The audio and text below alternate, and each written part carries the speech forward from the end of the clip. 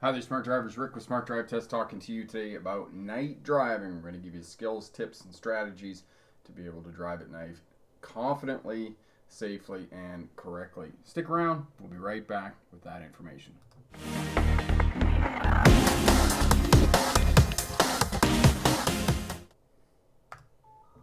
Hi there, Smart Drivers. Welcome back. Talking to you today about night driving and giving you tips, strategies, and skills for doing that safely and correctly. So if you have any questions about road tests, CDL licenses, air brakes, motorcycles, those types of things, we'll help you out with that as well.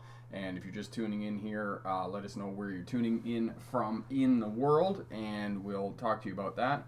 So it is becoming summertime here, and I do want to caution some of you who think that most of the crashes and accidents happen in the wintertime, when actually most of the crashes and accidents happen in the summertime. So one of the other things I might recommend is that you take a defensive driving course over at the Smart Drive Test website. You can pick that up for $17 over there.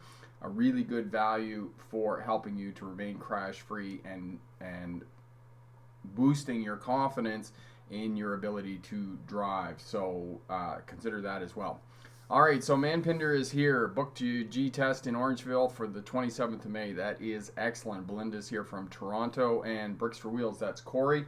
Corey is there in Winnipeg, Manitoba, and he is the moderator here on the channel and helps to keep everything running smoothly, so those people are here. So we're not going to take up too much longer here with the PowerPoint presentation. We're just going to head over there. The other thing that happened this week is the 100K campaign, and Megan there in Erie, Pennsylvania, won the $100 fuel cart, and I'm just waiting for her to contact me about that. And if she doesn't contact me within 2 days, then what's going to happen is that we'll do the draw again, and somebody else will be eligible for the $100 fuel cart. So I hope that Megan there in Erie, Pennsylvania, does contact me and collects her prize for that. So Belinda, what class of license are you going for? Just let me know there in the comments. And we're just gonna head over to the PowerPoint presentation here, and we're going through that. Of course, we're not at the top of the page, so just bear with me. There we go. So we're at the top of the page, and we're gonna get going here. So transition, so night driving, we're going to talk about that. And one of the smart drivers some months ago on the channel here said to me on the night driving video that night driving is like driving on another planet, and that is probably a very apt description of night driving. And the reason for that is because at night, especially when we get outside of urban areas where there isn't ambient lights, street lights, and those types of things, we lose half of our ability to see at night. So our ability to see is reduced by 50%. So therefore, we rely on light, we rely on reflective signs, reflective road markings, reflectors on concrete barriers and whatnot, to be able to see at night. And road engineering is one aspect that has improved our ability to be able to drive at night. And I will reiterate this point again and again. The farther you get away from cities, the farther you get away from urban areas, the more you rely on your headlights. And headlights are a very poor source of light to help you see at nighttime. So that's one of the points that I'm going to raise again and again. The farther you get away from cities, the more you rely on your headlights, and headlights are a poor source of light for you to be able to see at night. And I'm not sure what happened there. Page down. There we go. Okay, just one second. Just gotta fix something here. There we go. Okay, so my name is Rick August. I do have a PhD in legal history. I graduated from the University of Melbourne in 2006 with a PhD in legal history, which is the study of policing, courts, and prisons. My expertise is in policing as it relates to traffic, oddly enough. I was a truck driver through most of the 1990s. Became a driving instructor, commercial driving instructor in 1997. While I was going to university at the University of Melbourne in Australia, I drove for Greyhound in one of the regional bus lines there. And if you want to head over to the website, you can check out my autobiography and get more information about who I am and how Smart Drive Test got started. And maybe if people just leave us a comment there, if you're interested in me putting a video together on the origin story of Smart Drive Test, I would be willing to do that as well. So, and I just having some problems here today. Okay, so we announced the winner for the 100K campaign. That was Megan. You can head over to the Smart Drive Test website and sign up for that. If you've earned your license here in 2019, you can sign up for the 100K campaign and be eligible to, and put in the draw to win a $100 fuel card. The other video that we put up this week that I just didn't put here, and we'll talk a little bit more about that, you can see it up here in the background, is we passed the 100,000 mark on the Smart Drive Test channel, and YouTube sent us the silver play button, which you can see up in the background there, which is awesome. Actually, you probably can't see it very well because I just realized that you're looking at the small version of me here. So night driving can be very intimidating for new drivers because, as I said, you lose half of your ability to see at night. Things are dark. You're relying on other sources of information to be able to drive well. And the most important source of information at night, especially if it's not too late at night, is following other traffic, because most of the time other traffic is going to drive on the roadway. So you want to follow other traffic to be able to find the roadway. And I realized a few years ago that I needed to start teaching night driving, owing to the fact that I went out with a student driving truck, and one of the things I like to do was I like to take them out in the middle of the night for one of the final road trips that we kind of used to do. And I quickly realized that these drivers were unable to find the roadway at night. They simply didn't have enough experience to be able to find the roadway. So I started putting together some information about how to find the roadway at night, following other traffic, looking up through, especially if you're driving through a wooded area, looking up to the sky and you can see the cut through the trees, looking for other traffic coming towards you, cross traffic at intersections and whatnot. Road signs are usually located along the roadway, lights at intersections and those types of things. All of this is going to give you clues to where the roadway is going, because roadways are not, they don't try and trick you. It's very predictable about where the roadways are at night. So it can be intimidating to the uninitiated, but once you start to figure all of these clues and signs out at night, it's going to be easier for you to find the roadway, and you're going to know that. The other thing that will help you find the roadway at night is the silhouette of the landscape that the road runs through. Have a look at that. Where is the curve of the road? Is it going left or right? And traffic driving on the roadway, the geography, cross traffic, traffic approaching you, those types of things. All of this is going to give you that indication. Fewer lights, slow down as you get farther away from urban areas and you get into rural settings, into the countryside. Look for houses along the roadway. That's going to give you another clue about where the roadway is, because oftentimes roadways are located along the roadway. This isn't as good of an indicator as road signs, because sometimes houses can be set fairly far back from the road. So if there's lights on at the house, if it's a farmhouse or that type of thing, it could be set back fairly far from the roadway, so know that as well. Okay, and if you get into darker and darker areas and you're relying more and more on your headlights, you may have to slow down to not overdrive your headlights, is what they call it. So you need to be able to get stopped in the event of an emergency. All right, now that we're getting into summertime and days are stretching out and it's not getting dark until 9, 10 o'clock, 11 o'clock at night in some places, it's going to be later and later when you're driving in the dark. And if you are driving in the dark, or you're on long road trips and you have to drive after dark, fatigue management, have a look at this video on fatigue management, some of the things you can do to stay awake at night. And there's no way to combat fatigue. Coffee, rolling down the windows, turning the radio up really loud, none of this is going to help you stay awake.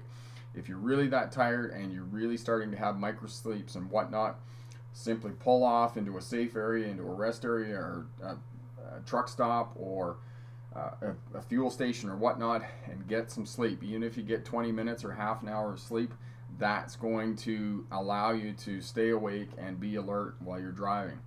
The other technique that you can do if you're driving at night is to eat. And, you know, try not to eat heavy food like hamburgers and those types of things. When I was driving truck and I was trying to stay awake at night, one of the things that I used to eat was carrots. I always had a 10-pound bag of carrots down beside the seat and eating carrots. And the other thing I used to eat was rice cakes. The problem with rice cakes, though, is they're crumbly and they make a huge mess inside your vehicle. So know that if you're going to eat rice cakes. But, you know, it's not heavy food. Carrots and rice cakes are not heavy food. So that's one of the things that you can do to stay awake. The other thing you can do is have a conversation with somebody who's in the vehicle with you, and that will help you out.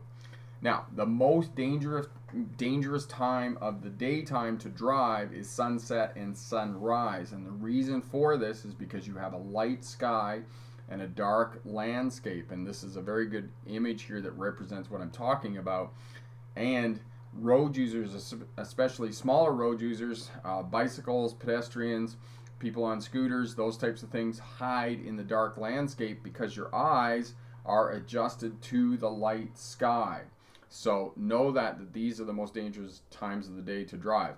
And somebody asked me the other day about glaring sun, and I'm going to have to do a video this summer if I can get a situation where there is glaring sun to show you how to drive into glaring sun. The good part about night driving is many of the skills with night driving that you use to be able to drive at night are also applicable to driving in inclement weather. They're also applicable to driving into glaring sun, because what you're looking for is the landmarks along the roadway that are going to allow you to find the roadway and drive on the roadway. So know that many of these skills and strategies that you put in place for night driving are also applicable to other types of driving as well. So sunset and sunrise, the most difficult and dangerous time of the day to drive. Now, the other piece about driving at night and fatigue is that many of these new cars, they have these funky dashboards with blue lights, purple lights, red lights, pink lights, and it looks like a carnival when you turn the lights on in your car at night. And if it's really bright, what happens is that it draws your eyes down to that light, and it causes a lot of fatigue because you're fighting to look out the windshield to find all of the landmarks you need to be able to find the roadway and drive safely at night. But your vision is constantly being drawn down to the dashboard. So one of the strategies and tips that I give drivers is to turn the dash lights down as low as you can tolerate. And if you're driving on the highway at night and you're on cruise control, I suggest just turning the dash lights right off. That way you can preserve your night vision and you can be looking out the windshield and looking for the landmarks along the roadway that are going to help you to locate the roadway and follow other traffic, as opposed to, and it's going to reduce fatigue as well while you're driving along the roadway. So farther away, as I mentioned in the introduction, as I've mentioned before, the farther away from cities and urban areas, the less light there's going to be, and the more you're going to rely on your headlights. And preferably, if there isn't a lot of traffic around, you can turn your high beams on. The only issue with high beams is that when at night you get bored, you get tired, and you forget to turn your high beams off, and you're high beaming other traffic, which can be very irritating. And if this happens while you're driving at night, you simply want to look out to the outer edge of the roadway so that that light is not glaring in your eyes and eroding your night vision, because you want to try and preserve your night vision. And the way you do that is look to the outer edge of the roadway. Now, most roads, as you can see here, the white line on the outside edge of the roadway is called the fog line, and most roads at night are going to have this fog line.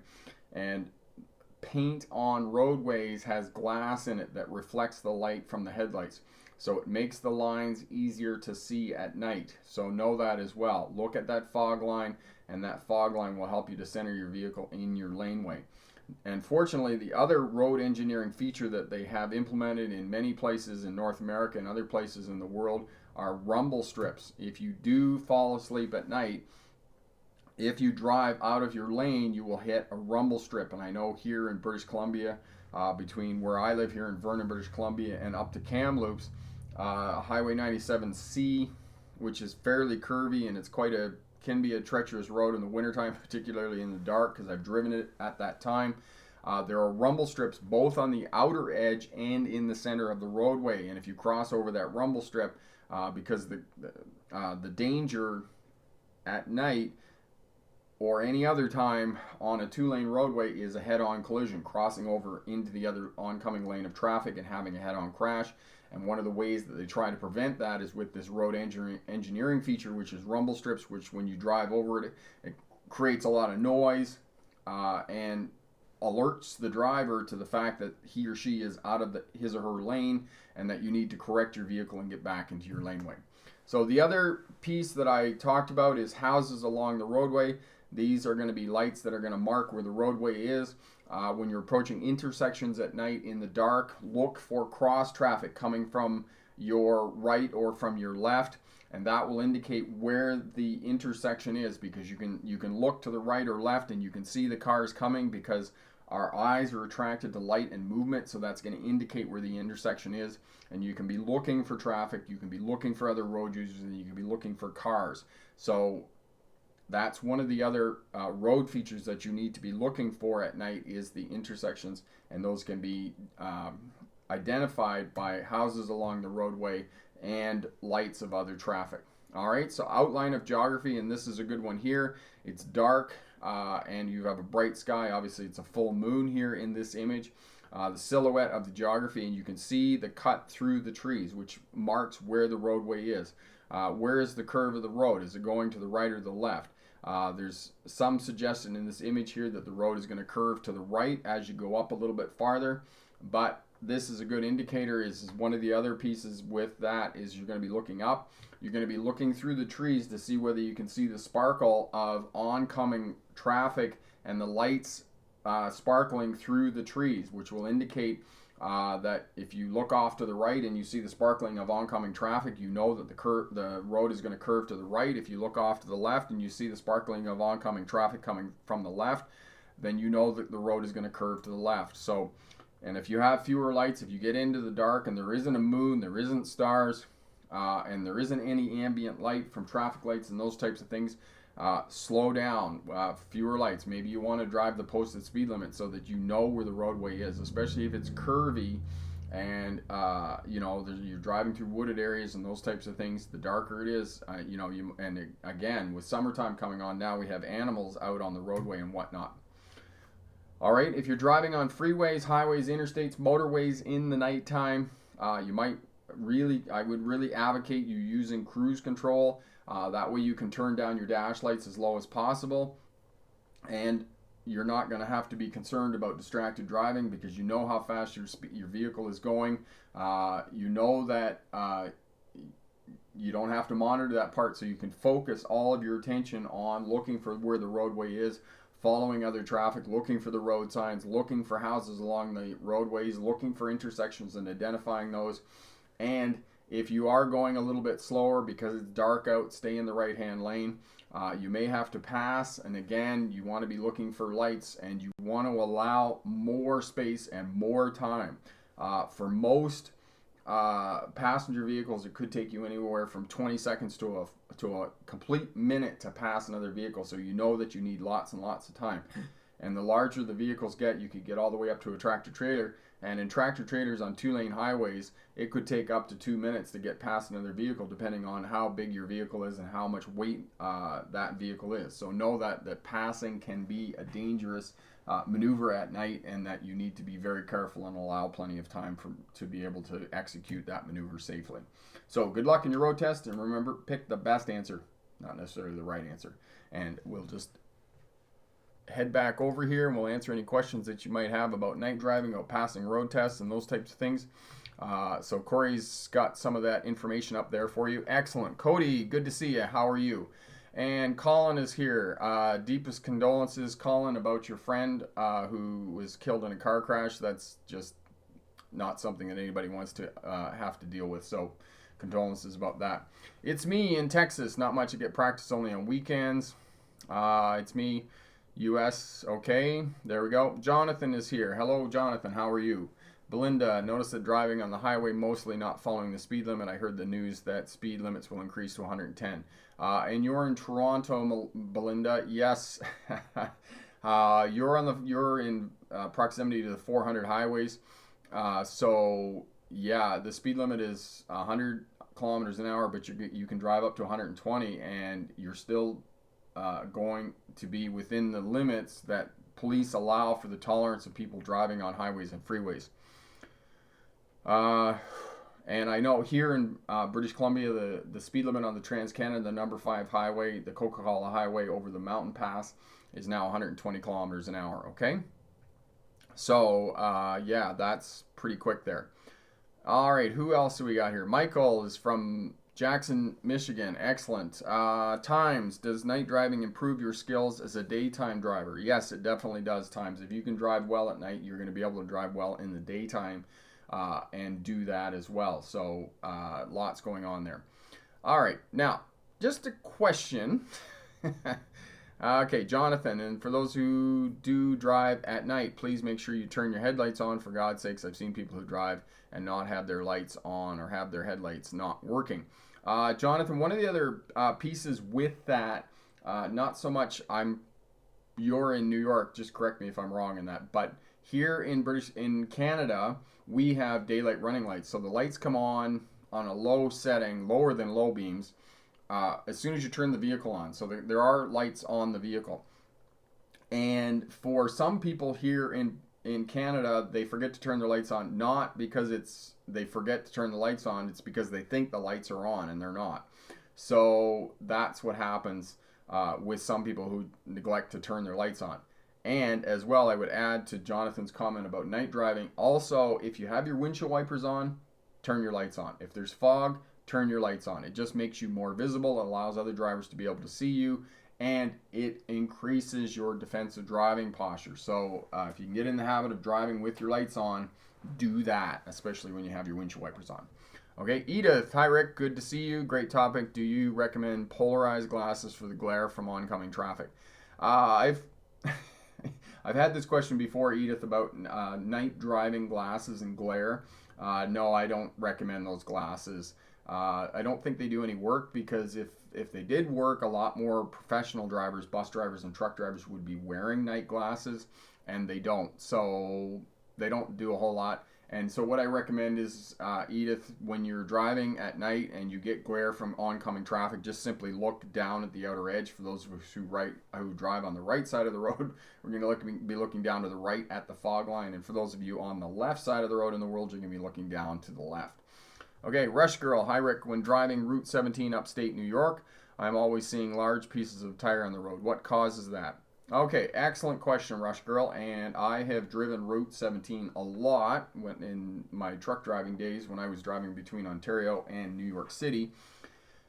Those are called gators. That is the vernacular in the truck driving industry, and essentially what that is, Rush Girl, is tires on tractor-trailer units are retreads. They're called retreads, and essentially what they do on all the axles except the steer axles, because you can't do it on the steer axles, you can only do it on the rear drive axles and the trailer tires, once the tire wears out, they take the casing and they retread it. And unfortunately, it's called the vulcanization, when the process of adhering the new rubber to the old tire casing. And essentially what happens is that they're not as good as new tires, because you're trying to adhere new rubber to an old casing. And what happens is when they wear out, that tire will peel off. Those bits of rubber will peel off, and they fly on the roadway. They're not typically dangerous. I haven't heard of any crashes that have been caused because of gators coming off at high speeds or those types of things. And actually, I think Mythbusters did something about that and whatnot. So anyway, so that's what it is. It's essentially casings that come off the large commercial vehicles. You can't put them on steer tires, and the reason that they do it, a steer tire on a tractor trailer unit one tire can cost up to $1,000 to $1,500, depending on what quality you buy in terms of tires. A retread, the old casing, you take it in, the casing is worth a couple $100, and then it's only about $400 to get a tire retreaded, as opposed to $600 or $700. So that's what it is. It's about cost and economy. Jonathan, it's a dangerous situation. Make sure you turn your headlights on. Okay, got that. Michael, is it an offense to drive at night with the fog lights on regularly? It's not an offense, Michael, in terms of turning your fog lights on at night. However, it is irritating to other drivers. If you don't have fog, I would just recommend that you not turn your fog lights on at night. I mean, it's not as annoying as high beams and those types of things, but I wouldn't recommend that you do that. Okay. Okay, Topia, and it's not illegal, as Jonathan just said. I agree with what he says. Topia, would you recommend upgrading headlights? I've considered buying LED bulbs that seem to work well for others of the same vehicle. Yes, Topia, if you're doing a lot of night driving, I would recommend that you upgrade your headlights to something called Nighthawks or other ones. You can head over to the website, go to the Amazon page, and I've put a couple of upgrades on the Amazon store and the Smart Drive Test Amazon store that will upgrade your lights. If you're doing a lot of night driving, I do recommend you upgrading your headlights for better light, because these LED lights will give you better light at night. Okay? Rush Girl, thanks. I was worried it was an exploding tire area. No. That's funny. Exploding tire area. Nope. Okay. Topia, if I were you, if you intend to upgrade your headlights, make sure to look at the lifespan of the headlight bulb so you can get further use of them. Yes. And what Jonathan says there, yes, have a look at them and know that you're going to have to change both of them. You can't just change one at a time. So if you have one that's burned out and you want to upgrade your headlights, you got to change both of them, not just one. Gordon, evening, Rick. Happy Mother's Day, everyone. Yes, happy Mother's Day. Thanks for the reminder. I forgot about that. Mother's Day, happy Mother's Day. Congratulations to Megan for winning the $100 fuel card for the 100K campaign. And yes, if you've passed a road test, make sure you head over to the Smart Drive Test website and sign up for that. Enter in the draw for the $100 fuel card. Okay, Topia Williams, it's mandatory to have low beams or daylight running lights at all times in my country, so longevity is one major selling point for me. Yes, there you go. Okay, it's me, 1 hour practice on weekends. It's probably not enough. You want to drive as much as you can to prepare for your road test. Okay, Gordon, night driving on a windy road with blind turds was quite intimidating for me the first time, the only time. Yes, and that can be quite intimidating. And we have a place here in Gordon, it's called, we have a place here, Gordon, in British Columbia, which is called the Connector, which runs between Kelowna, British Columbia, and Merritt, British Columbia, and it goes up over a very high mountain pass. And this was something that was kind of new for me, being from Ontario, living in the mountains here, that at certain times of the year, the clouds in the sky will hang on the mountains, you know, kind of like those movies you see with the West Coast and the clouds hanging on the mountains. Well, that happens here. And the connector between Kelowna, British Columbia, and Merritt is so high, the mountain pass is so high that you actually drive through the clouds. And you know, they call it fog here, but it's not fog, it's actually the clouds. You're driving through the clouds. And it's probably some of the worst fog that I have ever seen in my life, and it is incredibly difficult to drive through. You definitely have to slow down for sure, because you can't see. It's incredible. You can only see about 2 or 3 car lengths when you're driving through this fog. It's just incredible fog. Now, for those that live on the East Coast in Newfoundland, I've been to Newfoundland, one of the other types of fogs they have is there's 2 kinds of fogs. There's advection fog and convection fog. And convection fog is kind of what we're used to, and correct me if I'm wrong if I'm mixing these up. But convection fog is what I'm used to being from Ontario, where you just get, you get a warm air and a cold surface, and you get fog that just kind of sits there and doesn't go anywhere. Well, convection fog that I learned when I was in Newfoundland living next to the sea is it can be blowing a gale, an absolute ferocious wind, and you still have fog. And for those of us who are from Ontario or the Midwest or Texas or other places in the world, we're like, what? Why is it windy and fog? Because generally for those of us from, the interior of North America, we're thinking that once it's windy, it just blows the fog away and you don't have fog anymore. But in Newfoundland, it's completely different. It's windy and there's fog, which is antithetical to our way of thinking in the world. So think of different weather patterns in the world and those types of things that go on. And speaking of fog, all of the strategies and techniques I talked about in night driving, looking for where the road is, road signs along the roadway, utility poles along the roadway, houses along the roadway, other traffic, road signs, concrete barriers. All of those landmarks are going to help you to be able to drive your vehicle in fog, in inclement weather, at night, and when it's raining, and those types of things. So the skills, strategies that I'm teaching you about night driving are applicable to all of the other aspects of driving as well, that are going to be able to help you to locate the road and pilot your vehicle well down the roadway and be safe. All right? Okay. Manpinder, is it possible to convert Ontario G license to California? Anybody, any idea? I assume the road test will require you to take you in the highway. Manpinder, G, is it from the U.S.? No. Jonathan, a G license is from the province of Ontario, Canada.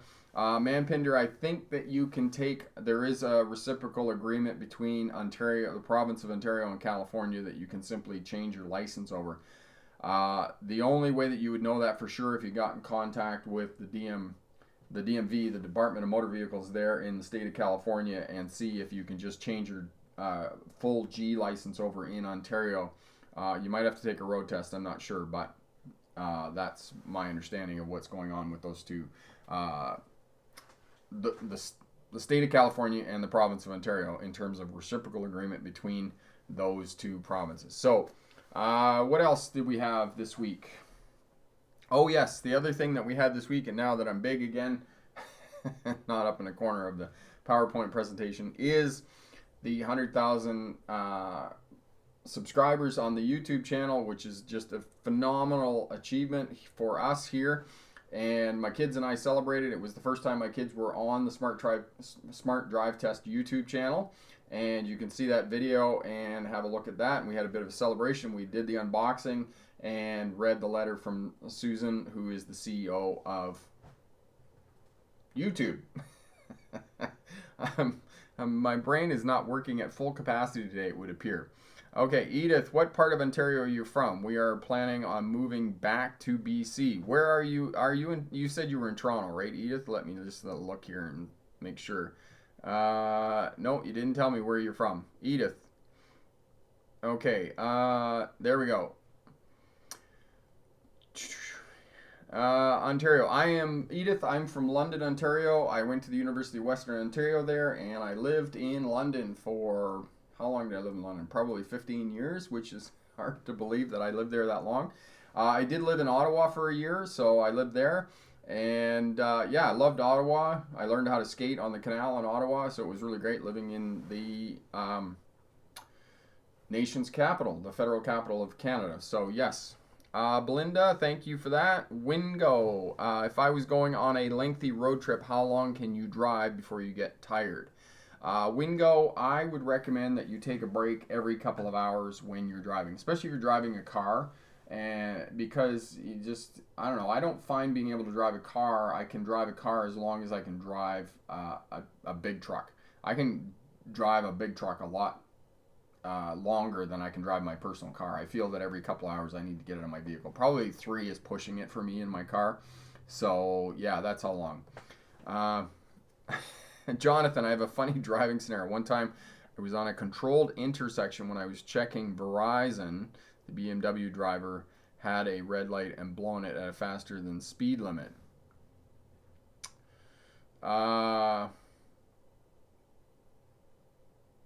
Yeah, that's not good. That's not good. You weren't involved in a crash. Kingsville. Where is... I got to check this. Okay, just a minute. Bear with me. Maps. Because I don't know where Kingsville is. Google Maps. Kingsville. Kingsville. There we go. There you are. Kingsville. Oh, it's down Leamington Way. Yes, at the bottom there. Okay, so now I know where you are. Excellent. Cisco, you're from Ottawa. Yes, I love Ottawa. It's an awesome place. Gordon, I'm in Mississauga. Despite the name and fancy coat of arms, it is metropolis and a half. Yes, metropolis. Mississauga, for those of you who may or may not know, is a suburb of Toronto. It's kind of like Vancouver. People in Vancouver say they're from Surrey or they're from Richmond, and they're still part of the bigger metropolitan, and it's like Toronto. Toronto, you're either from Etobicoke or Mississauga, other places are in and around there. It's all part of the GTA, the Greater Toronto Area. Okay, but they like to say they live in the suburbs. There we go. Jonathan, the worst and dangerous part, he passed it after going through a school zone, and when the BMW passed and blew the red light, the cameras went off and caught the dude. Seriously, not funny. No, not funny. Anytime somebody blows a red light, it's incredibly dangerous to other road users and people in the intersection and using the intersection. So yes. Cisco, I live in the Greeley part of Ottawa South. There you go. Awesome. Loved Ottawa, especially in the summertime. It's very beautiful, walking along the canal and the river and those types of things. Yes, Jonathan, no, I wasn't involved in a crash. I was heading on my way home. The funny part was the driver didn't know it was a controlled intersection, but seriously, it's not funny, and not to mention dangerous. Yes, anytime somebody runs an intersection. And it's unfortunate because people are so distracted that does happen. And I can't say that in my long driving career, there hasn't been a couple of times when I've gone through an intersection simply because I was thinking about something else. So people, when people kind of get on their high horse, you know, and that's an old expression about people think they're better than other people, that they never make mistakes when they're driving. And this is one of the lessons about life that I like to kind of put forward, is that before you criticize somebody else, make sure that you know you got all your ducks in a row. Because, you know, we're not perfect, and especially when it comes to driving, it's so easy to make mistakes when we're driving. And I'm guilty of making mistakes. I've made mistakes. You know, before cell phone laws came out, I've made a couple of mistakes. I ran through a red light talking on a cell phone. This was in the days before that. Of course, it wasn't hard not to, you know, to run through a red light, because, you know, you needed two hands to hold the phone because it was that big. It was one of the old Nokias.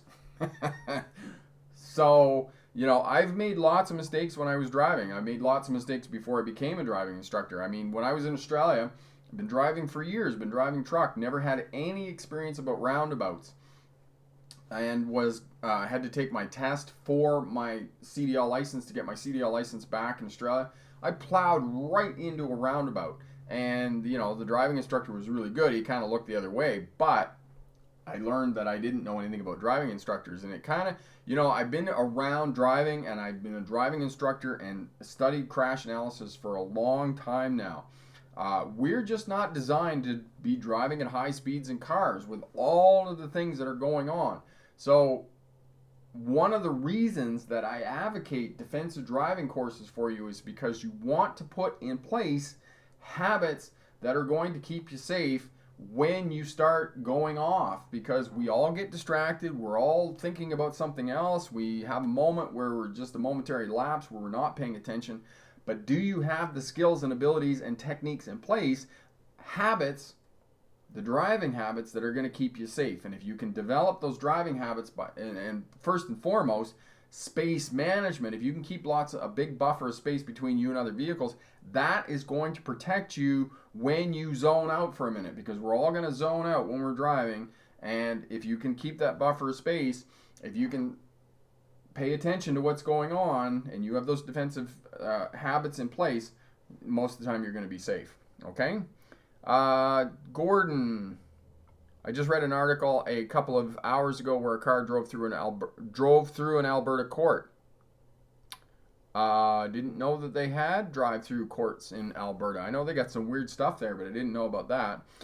Jonathan, one time I was on the highway last Friday taking children home from school on my school bus, and someone brake checked someone. The worst part is that one he brake checked was an undercover cop car. That's some retribution there. Manpinder, a few days back I watched a video of Delta, BC, where so many cars were passing a school bus from both sides, and the bus was clearly showing stop sign. Lady bus driver was kept on honking the horn.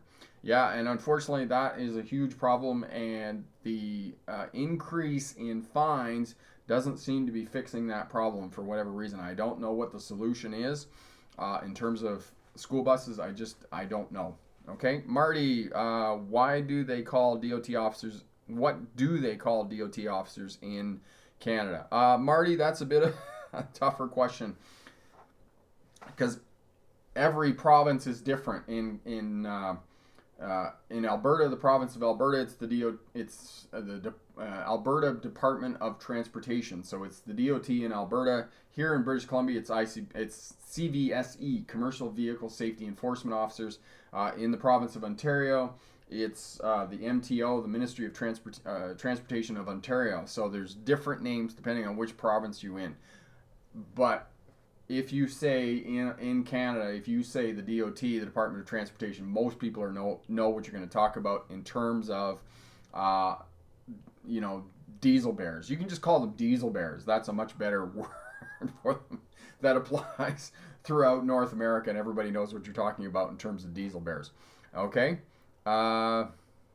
Yes, Marty, the guy probably hasn't drove that intersection 5 years in there. Now there's a stop sign or stoplight, and there never was before. And yes, that's a good point, Marty, is that sometimes intersections that used to be uncontrolled intersections become controlled intersections. They put in a traffic light or they put in a stop sign or something like that. We have one like that here in Vernon down by the Cal Tire headquarters where they put in a set of traffic lights. It didn't used to be a traffic light, and now people go down there and they'll stop, check the intersection, and then simply drive through on a red light. And it's not because they're breaking the law, it's because it used to be an uncontrolled intersection. Okay? Wingo, I remember driving in a city at night and I drove the wrong way on oncoming vehicles. I didn't hit a car, but it was extremely embarrassing and my friend was laughing at me about it. And yes, Wingo, and that's what happens. You get into an unfamiliar area, you make a mistake, and you drive the wrong way down a one-way street. I mean, you're only going one way, but unfortunately the rest of the traffic's going the other way. Okay?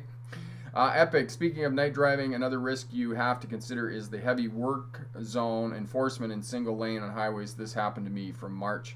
Yes, and that's an excellent point, Epic. Now that we're heading into summertime, we've already had the nice weather. It's now construction zones, and many places the fines in construction zones double in the summertime, and as well, you've got all these pylons and temporary work signs in construction zones, and if you speed in a construction zone, the fine is doubled. And I know that because I got a ticket in the state of Kentucky, and I was driving for a long period of time. It was 4.5 hours through Ohio, and then you come across the river in Cincinnati, and you go up the hill, and you're in the state of Kentucky, and there was a construction zone. I was in the truck, and I'm bombing along, and I'm listening to an audiobook. I'm a bit distracted. I'm a bit tired because I've been in the truck for 4 or 5 hours by this point, and I'm going through a construction zone. Didn't notice that the speed limit in the construction zone was 40 miles an hour.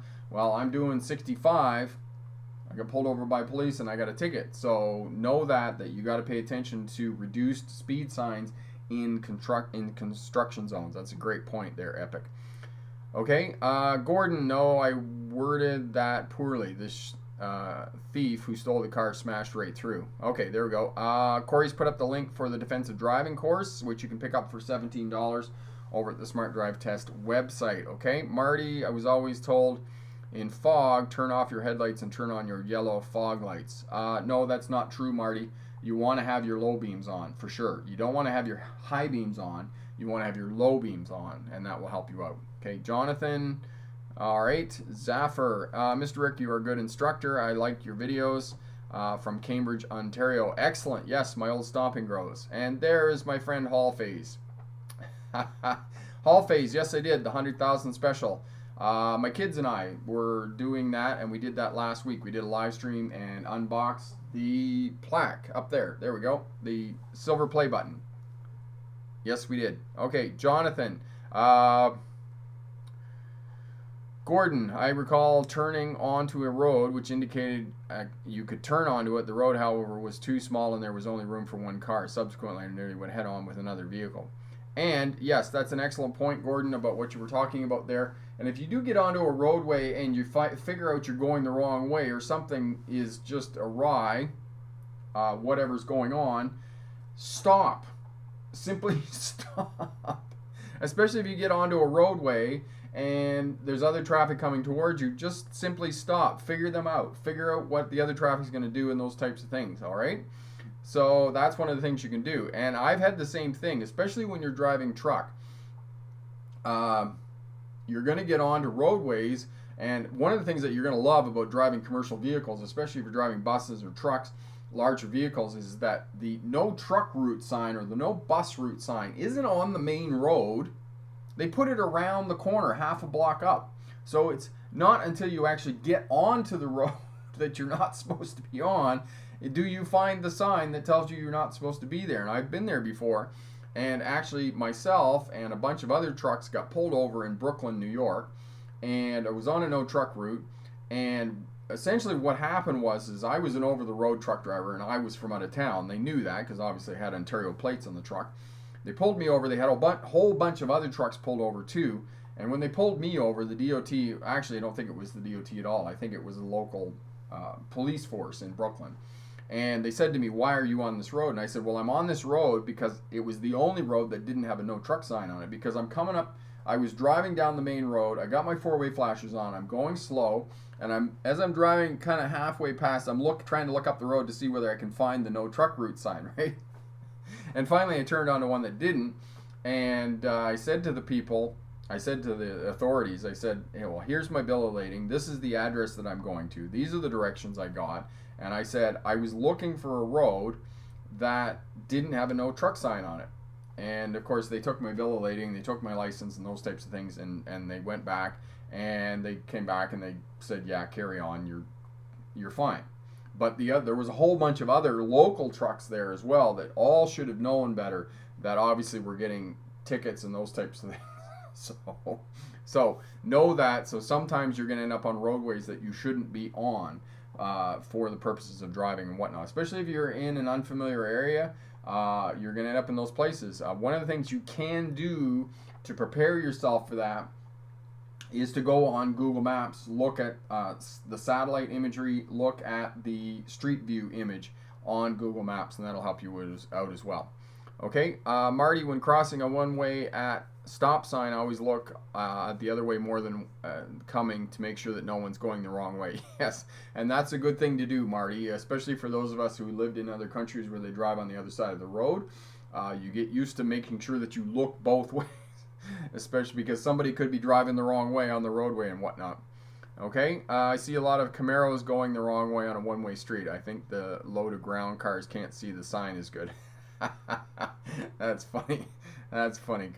That's a funny story. All right. So if anybody has any questions about road tests, about CDL license, about air brakes and those types of things, have a look at that. Okay. Hall face. Can you get arrested and car towed if you have swear words on the back of your car? I don't know about that hall phase, but I wouldn't recommend it. I wouldn't recommend that. It just sends a really bad message to the world, and it really smacks of rebellion that you just, and if you do get pulled over, you are speeding. It sets the tone even before you get there. So there you go. Okay. Wingo. I was paying too much attention to the GPS and it turned left. Okay. Hall phase. In Florida, someone had their car towed and was arrested for having ivory on his trunk that said, "I eat." Okay. Well, that's Florida, and I can't comment on that Hall phase. So, there we go. Okay, Gordon. Excellent. There we go. Awesome. So, night driving. Let's just talk a little bit about night driving again. I've done an incredible amount of night driving because when I used to drive truck, I drove at night. When I drove buses for Greyhound, I drove a lot of night shifts as well, because there's a lot of buses that drive overnight. In Australia, one of the things that tourists do and backpackers do is they will take the buses overnight to save on accommodation. So they'll sleep on the bus rather than paying for a night of accommodation.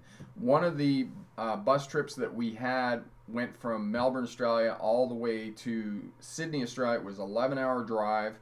It was about a 10-hour driving time from Melbourne to Sydney. And it was the express run, and only stopped a couple of times to pick people up, and it was an overnight.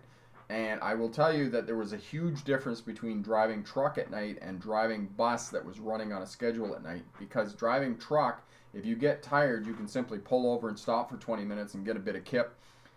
Whereas driving a bus, you're on a schedule. You have to keep going. You have to stay awake. So it's a bit tougher driving a bus at night than it is driving a truck. And your body will acclimatize to all of this stuff. And you can kind of get used to it. I did get used to driving nights in the bus after a while, but for the first few weeks of driving bus at night, there were lots of times I was pulling over into rest areas and I was running around the bus a couple of times to try and get myself awake and those types of things. So it's a bit different in a bus than it is in a truck. Excuse me. Michael, want your opinion on something. Do you think you have a better balance with one hand on the wheel or both hands on the wheel? Okay, Michael, one of the reasons we have two hands on the steering wheel is left over from the days before power steering in vehicles. Driving authorities, testing centers, and those types of things are not very good at culling information. For new drivers, it's a good exercise for them to use both hands on the steering wheel. But after you get your license, and I can't say to people, oh, you need to have two hands on the steering wheel. Unless you're a race car driver, yes, you need to have two hands on the steering wheel. But if you're not a race car driver, and I mean, I can show you dash cam, I can show you video footage of me driving, and I basically got two fingers on the steering wheel and my hand on the arm, and I drive like that all the time. So if you get into a situation, and this is one of the things that comes with experience, is that you know when to pay attention. If you're on the freeway and there's very little traffic and you're on cruise control and listening to the radio or an audiobook or those types of things, yeah, by all means, one hand on the steering wheel. But if you're in a high traffic situation or you're, driving somewhere where there's a lot of traffic, then yes, put two hands on the steering wheel. But for the most part, you can just drive with one hand on the steering wheel. Okay? But you can't do it for the purposes of a road test. Know that. You have to have two hands on the steering wheel. Okay, Gordon. Police officers are human, hall phase, thus instinctively judgmental like anyone else. Yes, exactly. Okay? I would advise keeping both hands on the wheels at all times to maintain better control of your vehicle. Well, Jonathan, I'm not. After you get your license, I can't substantiate that because I'm not going to tell people to do something I don't do.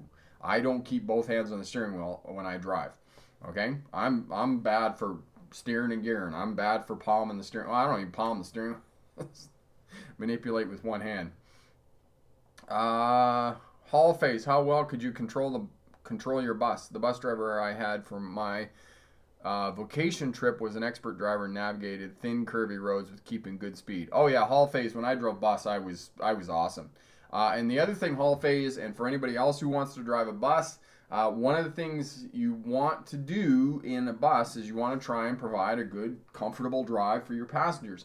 So you want to slow down over a longer distance. And the other thing, when you're navigating curves, you want to be powering through the curve. And the reason you want to be powering through the curve is because as the bus is accelerating, it's forcing the passengers back in their seat and they're not wobbling around like this. If you go into a curve and halfway through the curve you hit the brakes, what's going to happen is all your passengers in the seats are going to flop around in the seat like this. It's the same thing if you're driving your car.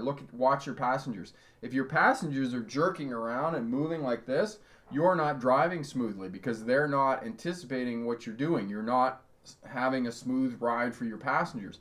And it's the same thing with being a bus driver. You need to provide a smooth ride for your passengers in the bus. And I'll tell you another story here. I just want to answer a couple more comments. Wingo, if you're driving at night and someone is tailgating you with high beams, how could you get out of the situation? One of the things you can do, Wingo, is slow down and let them get past you. The other thing is make sure you turn the little tab on your center mirror so that the light isn't reflecting in and right into your eyeballs. Okay? Gordon, I find two hands on the wheel at any time helps me focus all the time. I tend to treat driving as a sport, but I do manipulate the wheel with one hand. Yeah, and Gordon, sorry. I keep if I'm in a kind of demanding driving situation, then yes, I will put two hands on the steering wheel. But if I'm out on the road and those types of things, then I'm just going to drive with one hand and those types of things.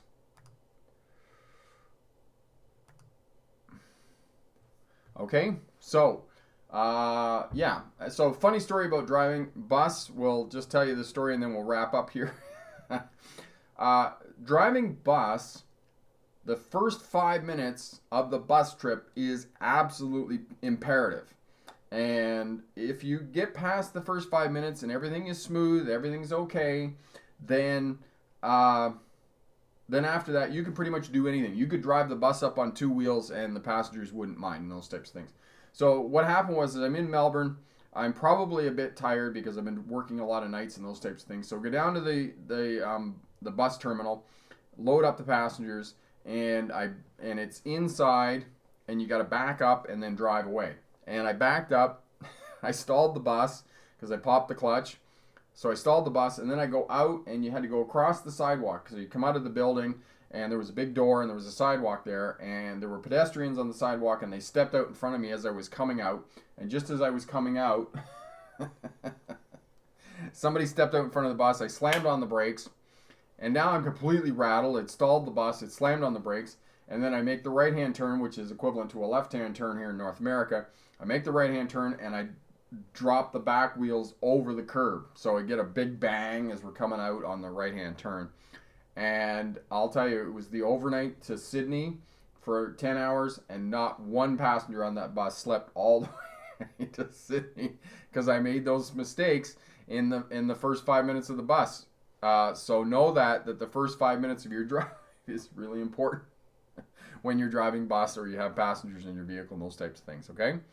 Gordon, based on my experience, the bus driving in downtown Toronto is awful, not smooth at all. Yes, and some of that, Gordon, is to do with automatic transmissions in buses, but not a lot of it, a little bit. But, yeah, some transit bus drivers are not very good. Okay, Hall Phase. Yes, Hall Phase, he was put in timeout, and if he does it again, he's going to be banned. All right, Marty, a nicker knob improves hand-eye coordination on the steering wheel, much better accuracy. A nicker knob, Marty, is that a spinner on your steering wheel? Okay, so we're getting near the end here. If you have any more questions about driving, night driving, passing your road test, those types of things. Now, just before I finish up here, I need to ask people, okay, in the last 5 months, the comments on the YouTube channel have dropped off. I'm getting very few comments, whereas last year, I had heaps and heaps of comments, and I don't know, there's so much discussion amongst all the people who do YouTube channels about how to do YouTube, about the algorithm and blah, blah, blah, and this and that. But, it's been noticeable that the comments on my channel have dropped off, even despite how many subscribers I have and how much watch time I have. So, I don't know if anybody else can kind of weigh in on this about the number of comments that I've had in the last 6 weeks. The channel's completely just like kind of flatlined, and it needs a little bit of resuscitation. So maybe you can weigh in on that. But anyway, Brian, I'm new to the channel. Welcome to the channel. Congratulations on becoming part of the Smart Driver community. If you have any questions at all, if there's anything we can help you with in terms of passing a road test or any other questions about driving or getting a CDL license, we'll be more than happy to help you out with that. Welcome to the channel. Manpinder, yes, my brother drove yesterday from Union Station to St. Clair Station, and he said it was difficult. Yes, okay. There we go. Not sure why. Brian, love your videos. I'm really new to driving, and your lessons help, and we're so happy to hear that we can help you out there.